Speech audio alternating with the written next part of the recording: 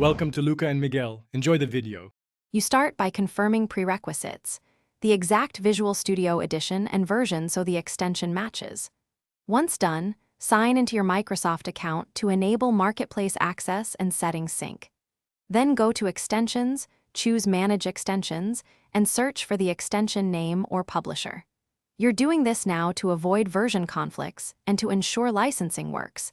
Next, you'll download the package. Make sure Visual Studio is updated to the latest minor patch before proceeding.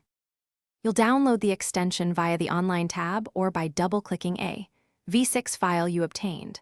Once the download completes, follow the installer prompts. Visual Studio often requires closing to finish integration.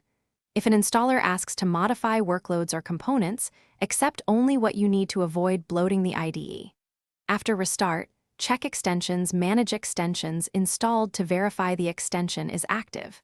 This ensures menus, tool windows, and templates load correctly before you configure settings. You finish by configuring the extension in Tools or its own menu so behavior matches your workflow. Then run a simple sample project or command the extension exposes to verify it works in context. If something fails, restart Visual Studio and check activity log. XML for errors. Next, run repair through Visual Studio installer if needed. Keep one troubleshooting tip in mind. Disable other recent extensions to rule out conflicts. Then re-enable them one at a time until you find the culprit. Thanks for watching and please subscribe. It's the best investment you'll ever make.